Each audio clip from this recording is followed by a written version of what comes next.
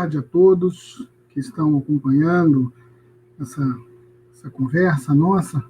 Agradeço a oportunidade do Gessel, a figura da Thelma, que é uma pessoa que eu adoro muito, a Larissa, que é a presidente. Eu é que tenho que agradecer, Larissa, porque é uma oportunidade de falar da doutrina, falar do espiritismo, convidar a todos a refletir. E eu vou pegar o gancho do Flávio.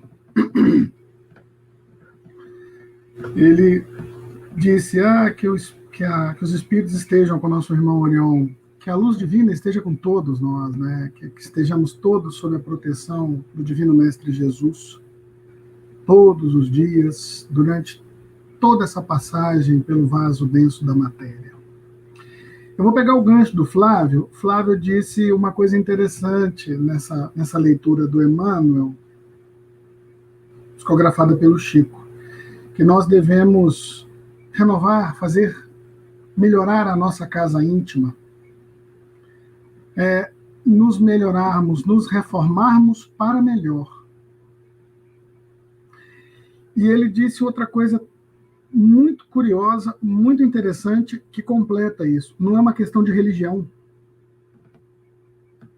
Ou seja, o ateu tem que se melhorar, por mais que ele seja. Sou ateu, graças a Deus. Mas por que isso não é uma questão de religião? O progresso é a única certeza da vida. A única. Uma vez eu fiz essa pergunta no estudo e muitas pessoas a certeza da vida é a morte. Não, não é. A morte é só a ferramenta, é o instrumento que Deus se vale de colocarmos o espírito que está preso ao corpo, que está encarnado, no mundo espiritual. É só uma ferramenta. Isso não é uma certeza, é só uma ferramenta. A única certeza inexorável do universo é o progresso. Esse não tem jeito. Não existe espírito que permaneça ad eterno sem progresso. Por mais endurecido, por mais recalcitrante, por mais empedernido que seja aquele coração, um dia a espiritualidade vai dar um impulso nele. Um dia a espiritualidade vai falar, chega, não caminhou por si, vai caminhar por nossa vontade.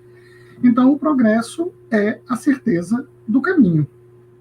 E nós aqui na Terra, no planeta de expiação e provas, progredimos, caminhamos por duas vias. São as duas únicas vias que qualquer um de nós incorpora no seu espírito e que nunca mais se tira ou se perde. Que é o desenvolvimento intelectual e o desenvolvimento moral. São as duas asas que fazem o espírito alçar voos. E por que não alçamos grandes voos ainda, com toda essa informação, depois de 2000 anos que Jesus veio até nós, depois disso tudo, ainda nos arrastamos nesse vale de sombra e de dor? Por quê? Essas duas asas não estão do mesmo tamanho. Aqueles espíritos que conseguiram igualar suas asas já conseguiram dar grandes voos. Num dos livros do Divaldo Pereira Franco, ele conta que a espiritualidade permitiu que Bezerra de Menezes reencarnasse em outros orbes mais adiantados, porque o estágio dele não era mais aqui na Terra. E ele disse que enquanto na Terra houver irmão vertendo lágrima de dor, é aqui que ele tem que estar. Ou seja, as asinhas dele estão prontas para dar grandes voos, mas um espírito abnegado, um obreiro do Cristo, ainda se compadece com a dor do próximo. Em Brasil, coração do mundo, pátria do Evangelho, Jesus chama Longínquos, que em tese foi o soldado romano que furou o flanco do Cristo para saber se ele já tinha morrido antes de ele quebrar as pernas. Quando o soldado ia aplicar o flagelo, que era o instrumento que quebrava a rótula, e o condenado descia no peso da cruz, parava de respirar e morria por asfixia. Ele foi fazer isso, Maria viu, ele ficou meio assim, aí o comandante falou, fura ele para saber se ele está morto. E esse soldado virou São Longuinho, aquela história, né? São Longuinho, seu achado, 3 pulinhos. Jesus chama ele e fala, Longínquos irá reencarnar, nascerá na casa de Bragança. Serás Dom Pedro II, e se fores bem-sucedido em sua tarefa, serás a sua última passagem pelo vale de sombra e de dor. Quem nos narra isso com maestria é Humberto de Campos, a quem eu dedico um carinho especial, através da psicografia do Chico. Então, o progresso, o desenvolvimento, a caminhada do espírito é sempre ascensional. Ela nunca é descendente. O espírito não retrograda, ele não volta nos seus estágios primitivos. Pode parar. Imagina que a vida seja uma longa escadaria e que estamos todos em algum ponto nesse degrau. Em algum degrau dessa escadaria. E nós aqui na Terra, se olharmos para baixo, já não vemos mais o seu início, porque já não estamos mais nos planetas de primeira ordem, que são os mundos inferiores, os mundos primitivos. Mas, em compensação, também não conseguimos enxergar o fim dela, porque acima de nós ainda há 3 níveis de mundos: os de regeneração, os mundos ditosos e os mundos felizes ou perfeitos. Então, se fôssemos colocar, estaríamos talvez mais perto do início do que do fim, chegando ao meio, porque a Terra está passando por um estágio de transição. Então, quando o Flávio fala que escolheu essa passagem muito bem inspirado pela espiritualidade da nossa renovação, isso é algo que todos temos que fazer, não tem como fugir disso. E eu gosto muito de trazer esse assunto no começo do ano, porque no começo do ano a gente sempre promete. A gente promete estudar, promete passar em concurso, promete fazer um monte de coisa. Aí chega no final do ano, nossa, esse ano foi ruim demais da conta, que ano difícil. E aí o ano a culpa é do ano, né? O ano é que foi problemático, o ano é que foi difícil, o ano é que foi ruim, que o outro seja melhor, pelo amor de Deus. Se não é na política, é na saúde, é na economia, sempre tem um ruim nessa história. E 2020 foi um ano bastante atípico, né? Nenhum de nós aqui passou por algo assim. Talvez a última grande epidemia de saúde aqui para nós tenha sido a gripe espanhola em 1918, na qual vitimou a Eurípides Barçanufo, né, em 18. Ela também atacou o mundo inteiro e matou milhares e milhares de pessoas. Mas depois dela tivemos guerras, tivemos outras tantas catástrofes que a humanidade passou e estamos todos caminhando como devemos. Mas o interessante é que quando a gente pergunta para as pessoas, ou sobretudo as pessoas que vêm conversar com a gente, né, falam, nossa, esse ano foi ruim demais, esse ano foi isso, esse ano foi aquilo. Então a gente costuma sempre reclamar de que o ano não foi bom. Eu, pelo menos, escuto isso com muita frequência. Ah, esse ano foi muito difícil, esse ano foi muito ruim. E, claro, a pessoa que vem falar isso não vem para escutar a lição de moral, né? Então a gente não entra muito nas questões morais. Só escuta, fala que ano que vem vai ser melhor, vamos buscar mais, vamos fazer mais. Mas numa conversa como essa vale a reflexão. Quando a gente diz que o ano foi muito ruim, é porque a nossa visão ela é muito focada na matéria. As coisas que planejamos da virada de 31 de dezembro de 2019 para 1º de janeiro de 2020 acabou não se concretizando, sobretudo pelo ano atípico, isolamento social, essa história toda. Mas por que será que isso aconteceu? Será que sem misticismo, sem nada disso? Simplesmente houve uma permissão superior para que isso acontecesse e as coisas caminhassem como caminhou. E está certo que tem muitas das coisas que nós vivemos que foram decisões humanas. Foi livre-arbítrio do ser humano. Não foi necessariamente uma mensagem divina. A doença está aí como tantas outras. Nos anos 80, quando explodiu o HIV, a AIDS matou e vitimou, sabe lá quantas pessoas. E era uma doença até de cunho preconceituoso, muito preconceituoso, porque se atribuía isso às pessoas homossexuais, né, o que não é uma verdade, é uma DST, é uma doença de transmissão sexual. Enfim. E aí, se a gente for perguntar, se cada um de nós, eu e todos vocês que estão me ouvindo, botarmos o olho no espelho frente a frente e fizermos o seguinte questionamento: o que eu fiz para mudar a minha casa interior, para que houvesse melhoria na minha casa interior? O quanto que eu espiritualizei nesse ano, o quanto que eu me espiritualizei, ou tanto que eu tentei me aproximar, me distanciar um pouco da matéria e me aproximar um pouco da espiritualidade. Isso independe de religião, porque quem é católico acredita tanto no Cristo como em Deus, quem é evangélico acredita tanto em Cristo como em Deus, quem é muçulmano acredita no Deus dele, no Alá. Sempre tem uma divindade. Sempre vai haver alguém superior no plano espiritual. Aí a gente fica pensando, tá, o ano não foi bom, ou pelo menos não foi como eu gostaria que ele fosse. Mas e eu?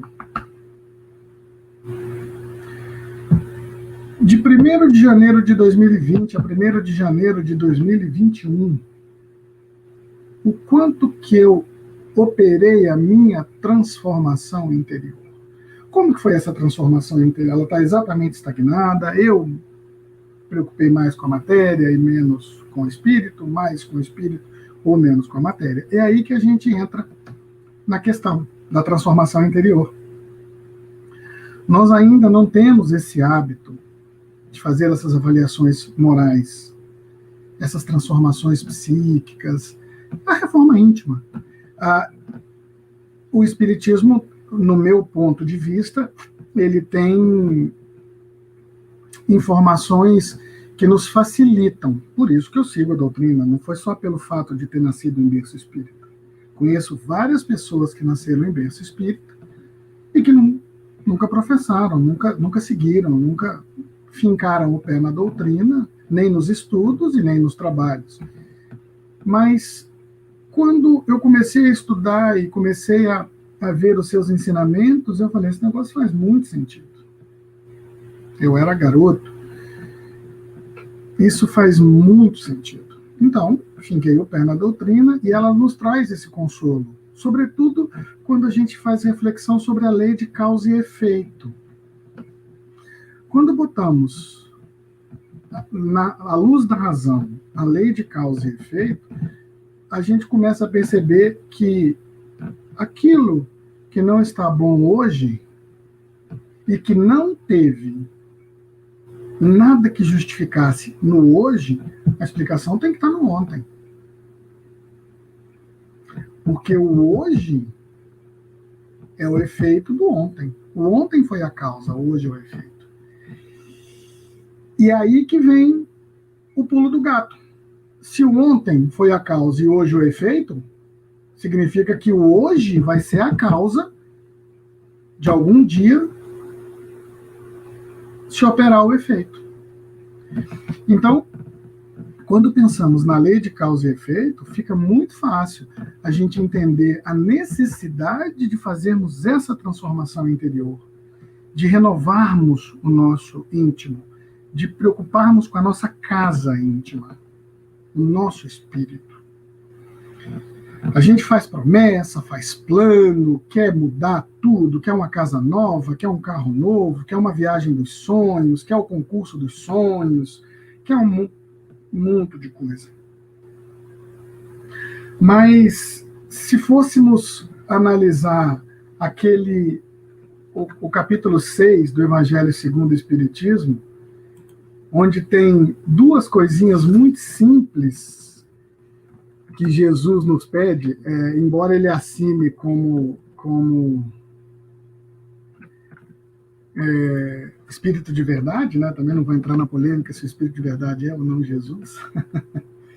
Mas lá ele faz duas coisas, ele fala duas coisas, sobretudo para nós, os espíritas, que está no livro do Evangelho segundo o Espiritismo, que é: espíritas, amai-vos, eis o primeiro ensinamento.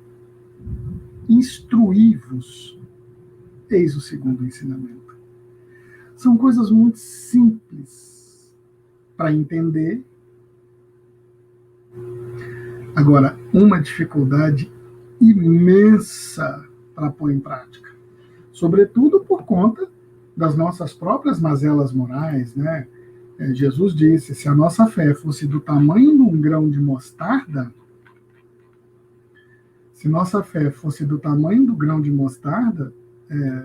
diríamos a esta montanha: vá daqui para ali, ela iria, mas mais pesada do que as montanhas jazem em nossos corações toda a iniquidade, todo o egoísmo, todas as mazelas que ainda carregamos e que nos prendem a esse planeta de expiação e provas, né?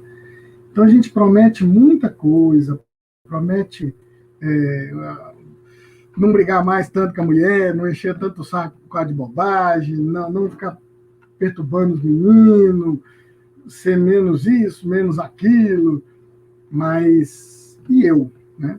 O quanto que eu vou me aproximar do alto através de dois ensinamentos simples na teoria, mas não tão simples na prática, que é o amai-vos e o instruí-vos.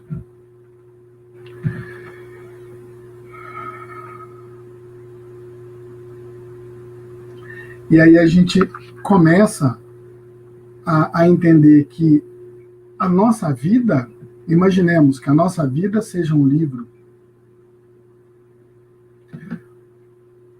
Todo ano é um capítulo. E ele traz um ponto, um detalhe, um segredo, talvez, que todo 1º de janeiro nós estamos no capítulo 2021. O livro dos meus pais já teve o epílogo deles, dos meus avós e de tantos outros. Já desencarnaram, mas nós ainda estamos aqui. Não sabemos quando vai ser o epílogo de cada um de nós, compete a Deus. Mas nós estamos todos no capítulo 21. Capítulo 2021. E se a gente for folhear todas as páginas do capítulo 2021, a gente vai ver que estão todas em branco. Por um motivo muito simples. O ano começou semana passada. Não vivemos ainda o ano. Significa que as páginas estão em branco. E que compete a nós escrevê-las. Colocar ali o nosso futuro. O ontem, que foi o capítulo 2020, já se passou. O ontem é história. O amanhã é um mistério. Ninguém sabe o que há de acontecer. Mas e o hoje? O hoje é um presente. Por isso que o nome chama presente. O hoje é o presente porque é no hoje que eu vou escrever a minha página do capítulo 2021. Lembrando que isso vai ser sempre a causa dos efeitos no futuro. Se eu bem escrevo um capítulo, bons frutos há de dar. Se eu mal escrevo um capítulo, maus frutos hão de dar. E a colheita é obrigatória. O semeio não. O semeio pode ser opcional. Eu posso passar uma eternidade inteira de braços cruzados, já que o espírito não evolui, porque quem nos diz isso é o mestre Leonês, Kardec vai nos ensinar isso no Livro dos Espíritos. O espírito não retrograda. Então, já que eu não retrogrado, eu posso parar, encostar num pé de pau qualquer, ficar o dia inteiro, igual a cigarra, só cantando? Posso. Vai ser bom? Acho que não, acho que é meio entediante, né? Passar um capítulo inteiro de 365 páginas sem fazer nada, acho que é muito chato, muito sacal. E aí, como nada foi semeado, nada há de ser colhido. Porque o semeio é vinculado, a colheita é vinculada ao semeio. Não há de querer colher o que não semeou. Ou colher algo diferente. Quem semeia vento, há de colher tempestades. Mas quem semeia vinha, há de colher uvas. Então, pensemos nessas 365 páginas que hão de ser escritas ao longo do capítulo 2021, para que mesmo que cheguemos às 23 horas e 59 minutos do dia 31 de dezembro de 2021, por mais que o ano tenha sido difícil, não tenha sido muito fácil, muita correria, muito trabalho, muita dedicação, possamos falar: terminei o ano melhor do que quando eu comecei. Isso é a nossa transformação interior. É estar hoje sempre melhor do que ontem e lutando para que no hoje eu consiga amanhã ser melhor do que no hoje. Então eu vou viver para que amanhã eu esteja sempre melhor do que no hoje. Ou seja, eu entenda a lei de causa e efeito. E aí sim, quando chegarmos lá no final, que todas as páginas estiverem escritas, não atentemos tanto para a matéria. Por mais que o ano possa ter sido difícil, como talvez tenha sido 2021 para uns, sobretudo para o comércio, na questão econômica, né? Acredito que muitas pessoas, muitas famílias tiveram sua renda e seu dia a dia transformados, porque dependem de comércio, dependem da transação econômica e comercial.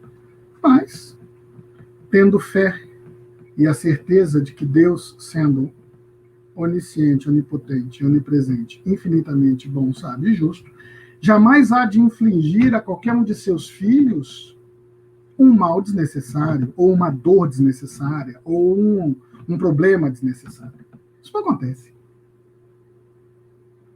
Porque se eu admitir a possibilidade de um azar, ou de estar errado na hora errada, no lugar errado, claro, desde que eu não dê causa. Né? Se eu entro numa zona de conflito, sobretudo de conflito armado, chego lá e começo a desafiar todo mundo e levo um tiro, não vai dizer que foi azar, né? Você provocou isso. Mas num caso como esse, o vírus chega, aparece, transforma a vida de muitas pessoas e muitas delas nem esperava por isso, né? E aí confiamos em quem? No Pai Maior. Porque eu acredito, sinceramente, que Ele é onisciente, onipresente e onipotente, infinitamente bom, sábio e justo. Então, todos nós que passamos por dificuldades, todos nós que passamos por algum problema, isso há de ter uma explicação e uma finalidade.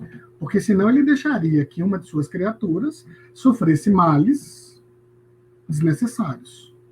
Isso é incompatível com algo que é infinitamente justo. No sentido que eu disse algo, não disse alguém. Há uma diferença. E eu tento criar meus meninos com essa ideia, assim como eu fui criado. Meus pais nunca se referiram a Deus como alguém. Porque não é alguém, é algo. E por que eu afirmo que é algo? Isso está na questão número 1 do Livro dos Espíritos. Questão 1. O que é Deus?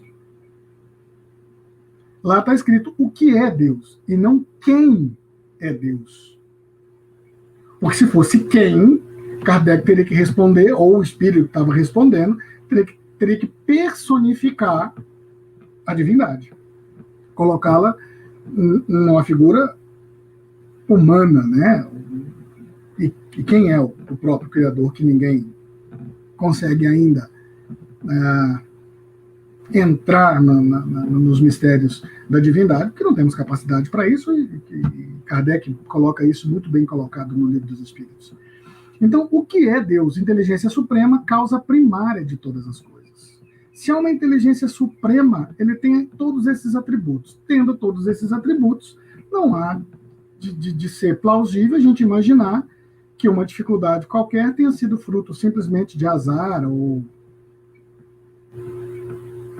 coincidências, porque a divindade estaria sendo colocada como negligente ou como injusta, o que não é possível. Então, nesses 365 dias, possamos sim colocar neste papel tudo que nós possamos ou podemos usar a nosso favor, para que ao chegar lá, no final, falemos: melhorei, eu estou melhor. Não aconteceu tudo que eu queria, não. As coisas não foram como eu pensei que fossem, mas eu contornei, superei os problemas, desviei das dificuldades, mudei meu caminho, enfim. E ainda temos um outro ponto a favor: o capítulo 2020. O capítulo 2020 já foi escrito. Está todinho rabiscado. Uns maior, outros menor, todos têm 365 páginas. Isso não tem como fugir. Só que uns preenchem a página inteira, outros colocam só um parágrafo, 2 parágrafos, só uma frase, né? Enfim. Aí cada um vai escrever seu capítulo conforme as suas atividades. Mas o importante é que a gente atente um pouco mais para a questão espiritual, menos para a questão material.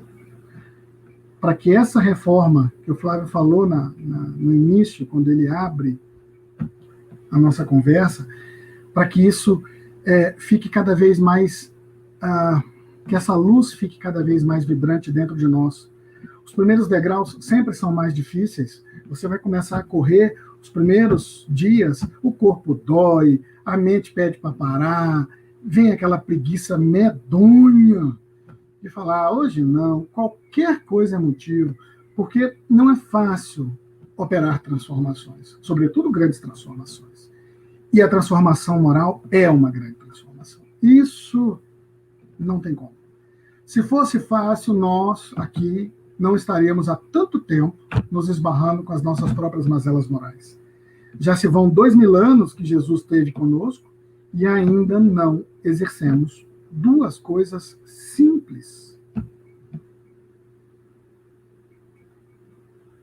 amar uns aos outros e nos instruirmos. Está lá no Evangelho segundo o Espiritismo: Espíritas, amai-vos, eis o primeiro ensinamento. Instruí-vos, eis o segundo. E olha que eu só estou colocando de Jesus para cá, porque antes do Cristo tivemos toda uma trajetória. A humanidade vem se arrastando ao longo de, sabe Deus quando? 40, 50, 60, 70 mil anos atrás, não sei. O fato de não termos registros de civilizações constituídas, civilizações do que a gente...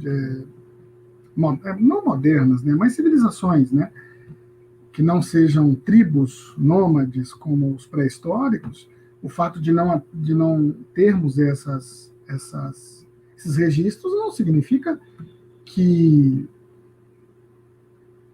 não tenha havido civilizações constituídas, né, com as tecnologias da época. Eu fiz uma pergunta uma vez para um dos espíritos que nos assessora nos trabalhos no nosso centro. Eu fiz essa seguinte pergunta. Eu falei: na Terra já houve alguma civilização mais adiantada do que essa atual e que desapareceu? entendeu muito bem a pergunta e falou, não, isso não tem registro, não. Aí eu falei, então tá. Se não houve na Terra civilização, nenhum povo mais adiantado do que o atual, do que nós, quem construiu Pumapunco? Quem construiu Domadol, Namadol e tantos outros sítios arqueológicos que são as pirâmides do Egito, que são sítios arqueológicos hoje em ruínas, que nós não temos tecnologia hoje para fazer isso. Nós não temos ainda. Aí ele falou, não, agora eu entendi sua pergunta. Sim, a resposta é sim. Isso é fruto de civilizações que já vieram e já foram embora. Então tá. Não quero entrar em polêmica, mas o fato é que o progresso está aí. Ou seja, já teve povo que fez na Terra o que a gente não faz hoje, que já foi embora, que já não está mais aqui, sabe Deus para onde esses caras foram, e ainda estamos nós aqui, as turras, com as nossas dificuldades morais, o respeito ao próximo, saber que o limite dele começa onde termina o meu, que a vida não se resume na matéria, que o ganho de qualquer um encarnado não é só a matéria, vale muito mais o ganho espiritual do que o ganho material. O ganho material é fruto de alguma coisa, ou do trabalho, ou de uma permissão de Deus. Alguém dormiu pobre e acordou milionário aí nessa mega cena da virada. O cara dormiu aí sem nada, ou numa vida normal, como qualquer um de nós, e amanheceu com quase 200 milhões na conta, cento e tantos milhões, 160 e tantos milhões. Foi sorte? Claro que não, sorte não existe. Foi acaso? Também não foi. Explicação tem que ter. Mas a vida não pode se resumir a isso. Nós temos que estarmos preocupados muito mais com a nossa transformação interior, prepararmos a nossa bagagem. Nós não sabemos a hora que vai tocar nossa senha lá em cima. A cuidadora do meu pai ela brincava, ela falava assim, Orion, quando toca, lá em cima tem um painel, igual painel de banco. Quando toca a sua senha, atenção, portador da senha, 5.436, dirige-se ao plano espiritual. Não tem como fugir. A hora que bater o teto, e você vê, a minha senha lascou. Minha bagagem não está pronta. E agora? Imagina que você seja arrebatado da sua cidade instantaneamente, colocado você num país que você nunca viu, do outro lado do globo, sem bagagem nenhuma, só com a roupa do corpo. Você vai ficar mais perdido que cachorro com cara de mudança. Então, temos 365 dias para colocar nessas páginas o que pode nos aproximar mais da espiritualidade, não esquecendo da matéria. Eu não estou dizendo para que ninguém vire um hindu aí e subir numa montanha e ficar comendo orvalho, bebendo a seiva de planta, não é nada disso. A matéria faz parte, a tecnologia está aí para nos servir. Não podemos abrir mão do que já temos. Temos porque Deus permitiu que tivéssemos. O que nós não podemos é colocar tudo nisso. Ou seja, isso resume a minha existência. Fora isso, não tem mais nada? Claro que não. E o exemplo que eu adoro dar é do médium que me ajudou, ou eu ajudei a fundar o centro. Né? Nós nos ajudamos a fundar o nosso centro. Trabalhamos juntos 17 anos e tínhamos uma rotina. Trabalhávamos terça e quinta, terça a gente se abraçava, te vejo na quinta, quinta a gente se abraçava, te vejo na terça. E terça e quinta, terça e quinta, terça e quinta, durante, sabe lá Deus quanto, com 17 anos fizemos isso. Se não era na quinta, era na quarta. Aí um belo dia, nós nos abraçamos na quinta, olhou um para o outro e falou, meu velho, beleza, encerramos mais um ciclo, te vejo na terça. E essa terça nunca chegou. Ele entrou em coma no domingo, na outra quinta-feira ele tinha desencarnado, a espiritualidade tinha desligado ele. Quem esperava isso? Ninguém, nem eu, nem ele, nem a família dele, nem os médios, ninguém esperava. Ele era sadio, não tinha problema nenhum, garoto novo.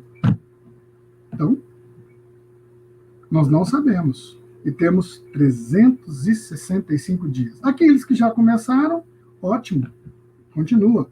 Cada capítulo mais profundo, cada capítulo mais denso, cada capítulo mais centrado, com novas experiências, com mais oportunidades de serviço na seara do Cristo. Aqueles que ainda não começaram, sempre há um momento de começar. Por isso que é um presente. Por isso que chama presente. É um presente de Deus eu poder fazer hoje o que pode me colocar numa situação melhor no amanhã e corrigir as bobagens que eu fiz ontem.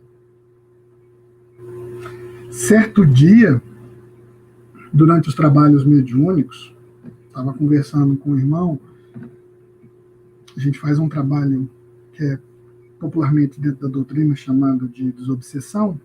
Acredito que nem todo mundo que está assistindo essa conversa seja da doutrina espírita, né? Então, isso aqui é para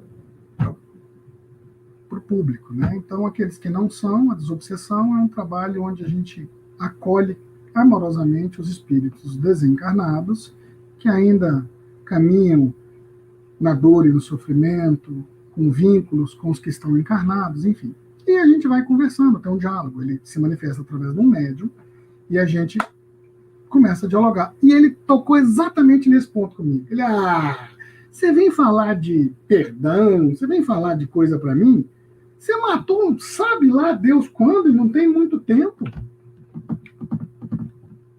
Pouco tempo atrás, você não estava aqui falando de Jesus, não, você estava com a espada na mão lá, cortando cabeça. E olha que não tem muito tempo, não, bicho. Então agora você vem com essa conversinha, isso é hipocrisia. Eu falei, não, não é hipocrisia, não. E o que você falou também não é mentira, é verdade. Não tem muito tempo, não. Aí eu falei exatamente isso. Esse é o segredo da vida. Por isso, a infinita bondade de Deus. Por isso, o seu infinito amor, pronto para acolher todo aquele que percebeu que errou, que fez bobagem, que desviou do caminho, mas que tem a oportunidade agora, em vez de fazer o mal, fazer o bem.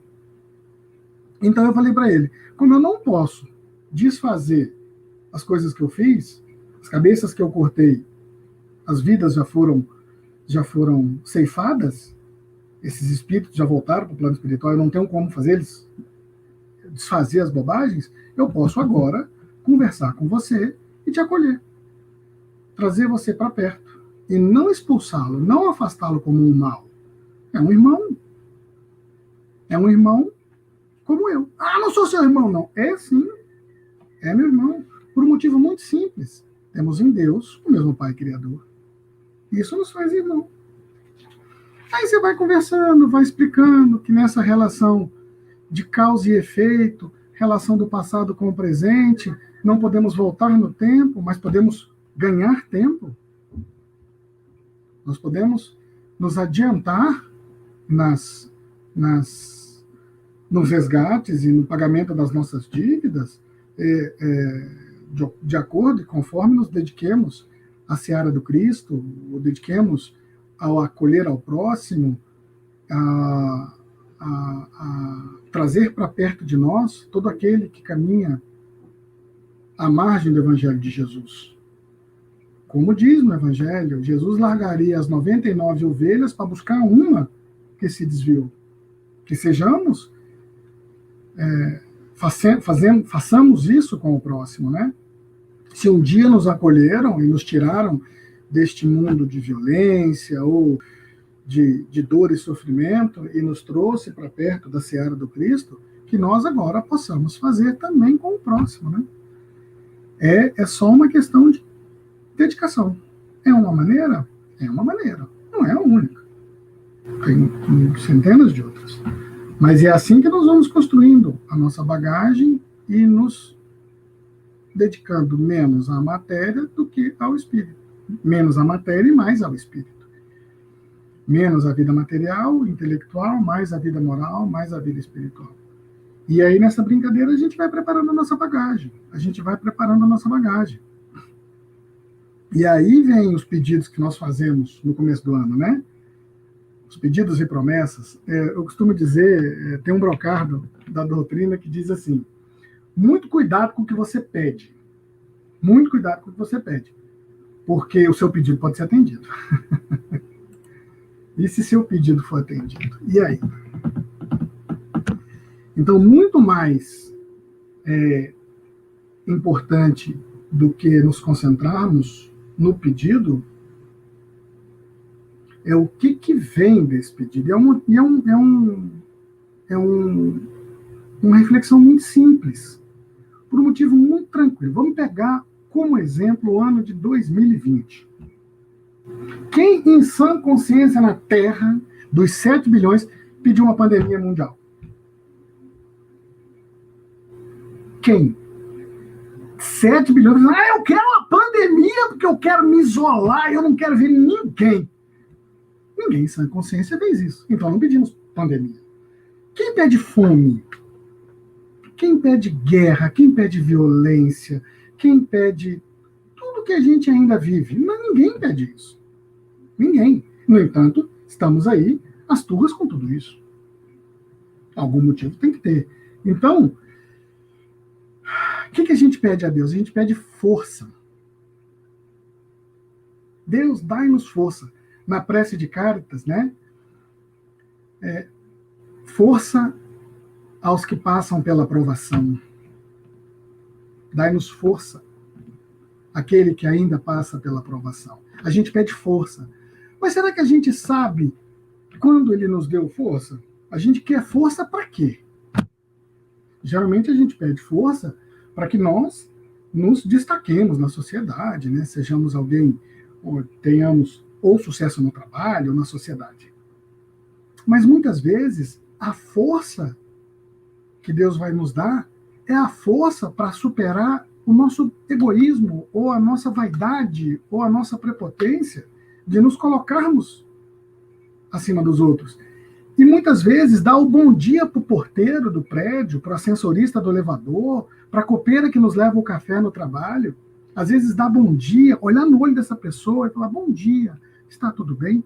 Isso talvez seja uma superação imensa, porque tem muita gente que ainda não consegue fazer isso. Acredite, se acha superior.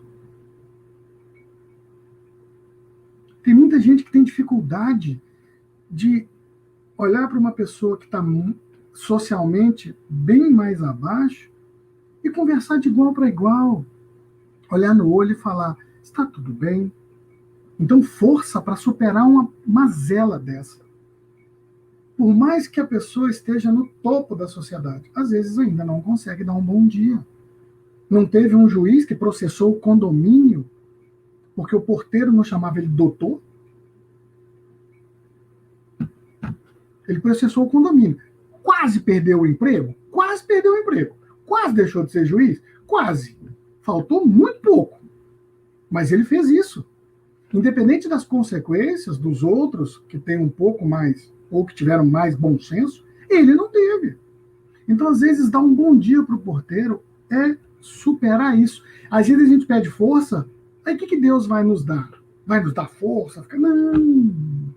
Ele vai nos colocar na frente uma série de dificuldades. É nas dificuldades que nós vamos exercer essa força. É na dificuldade que nós vamos colocar essa força em prática. É que realmente vamos ver o quanto eu me fortaleci. Não é na sociedade, não é tendo ascensão material, profissional ou um privilégio. Nada disso. Você quer força? Pede força. Mas ele vai te colocar as dificuldades no caminho. Então, cuidado com o que você está pedindo. Então, quando a gente pede sabedoria a Deus, o que ele vai nos dar? Inteligência? Vai nos fazer um Einstein? Não. Einstein já nasceu Einstein. Tesla já nasceu Tesla. Galileu já nasceu Galileu. E assim por diante. Vai ficar aqui a tarde inteira.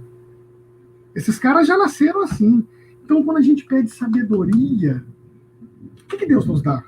Aumenta o nosso QI. Deus vai nos dar problemas para serem resolvidos. Problemas que onde você vai ter que usar o seu intelecto. E aí você vai escrever no seu livro lá: hoje passei por uma dificuldade, mas graças a Deus, com fé, conseguir sair uma solução, sem que eu tivesse que prejudicar ninguém, e sem que eu me prejudicasse. É assim que as coisas vão acontecer. A gente pede amor para Deus. Aí o que ele vai fazer? Vai me colocar um casamento perfeito, uma mulher bonita, um marido bonito, rico? Claro que não. Claro que não. Ele vai nos aproximar pessoas com 1 milhão de problemas para a gente acolher. Como aqueles espíritos que a gente atende no centro, que caminham na dor, no sofrimento, na desesperança, na escuridão, em ambientes completamente insalubres para a mente. Não que seja, a gente não é algo assim, é assim, mas para que a gente possa ter uma ideia, assistam O Nosso Lar, o filme, porque eles retrataram um umbral muito parecido com o que a literatura nos cita. Então eles encenaram. Imagina você viver num ambiente daquele. Aqueles espíritos são os espíritos que a gente atende no centro. Então, quando eu peço amor, não é para eu ser amado, não é para eu ser a pessoa mais querida da galáxia, todos me amam, onde eu passo. Não. Esses irmãos vão se aproximar de nós. Esses irmãos vão vir até nós. E é aí que nós vamos exercer o nosso amor ao próximo, acolhê-lo e não ressachá-lo. Não. Como um mal, como algo que tem que ser tirado e jogado fora. Esses irmãos são irmãos, precisam de amor, compreensão, carinho, tudo isso. É assim que a gente exerce o amor. Eu vou pedir a Deus favores, né? Se eu pedir favor, Deus vai até falar assim, não, eu vou te dar umas oportunidades. Se você vai aproveitá-las ou não, vai de acordo com o seu esforço. Mas favor eu não posso dar, porque eu não seria justo. Eu não seria infinitamente justo. Eu te dou desafios. Eu te dou oportunidades. E aí a gente fez todos esses pedidos na virada das 23 horas e 59 minutos do dia 31 de 2020 para 0 horas e 0 minutos de 1º de janeiro de 2021. Ou seja, encerramos o nosso capítulo 2020 e abrimos o nosso capítulo 2021 com esses pedidos. Vamos chegar lá em dezembro e pensar assim, mas nada do que eu pedi, Deus me deu. Que eu pedi força, Deus me deu dificuldade. Eu pedi sabedoria, Deus me deu problema. Eu pedi amor, Ele só me trouxe problemática. Eu sou um imã. Quantas vezes eu já escutei isso? A gente escuta. Eu sou um imã. Eu só atraio gente problemática. Eu pedi vantagem ou favores, Ele me deu o quê? Oportunidade que eu nem sei, nem vi. Aí você percebe que Ele não te deu o que você pediu. Mas Ele te deu exatamente o que nós precisamos. Ele nos deu exatamente aquilo que nós precisamos. Eu cresci ouvindo meu pai dizer o seguinte. O pai dizia assim, eu não tenho tudo o que eu gostaria de ter. Mas eu garanto que eu tenho muito mais do que eu mereço. E é justamente por isso. Quando a gente tira um pouco o foco da matéria e coloca o foco no espírito, a gente vê o quanto estamos abaixo nessa escala hierárquica, o quanto ainda estamos lá embaixo, que precisamos subir muito, e o tamanho da nossa dívida. E o quanto que a espiritualidade é boa, porque mesmo sendo todos nós grandes devedores, todas as oportunidades nos são dadas. Todos os caminhos nos são oferecidos. Qual caminho eu vou escolher, qual caminho eu vou trilhar, por minha conta. Mas não posso jamais dizer que o ano foi ruim, simplesmente porque as coisas não aconteceram como eu gostaria que elas acontecessem. Que o ano foi isso, o ano foi aquilo, blá, blá, blá, blá, blá, blá. E aí, se eu fosse ler o meu capítulo 2020, eu virei que, na verdade, o ano foi normal, com as suas dificuldades inerentes. Eu é que não fui melhor do que 2019. Que também não fui melhor que 2018, e não fui melhor que... E aí você chega, tem, nos últimos 50 anos eu não fui melhor. Eu tenho 50 anos de vida. Então, é aí que temos que refletir. Quem não foi bom? O ano ou eu? Comecemos 2021 com essas reflexões. Quero agradecer a todos que me ouviram. Que a luz do Divino Mestre Jesus alcance a mente e o coração de cada um, imbuído nessas transformações, auxiliando aqueles que ainda carecem de colocá-las em prática. E nos unindo todos, como uma grande família que somos. E quando todos estivermos no plano espiritual, possamos de lá auxiliar os que ainda estão aqui na Terra. Que Deus abençoe a todos. Quero agradecer a Thelma, quero agradecer a Larissa, quero agradecer ao Flávio. Não vou citar todos porque é muita gente, mas sintam-se todos abraçados e que a bênção do Pai Maior esteja sobre nós. Obrigado, gente, e até a próxima.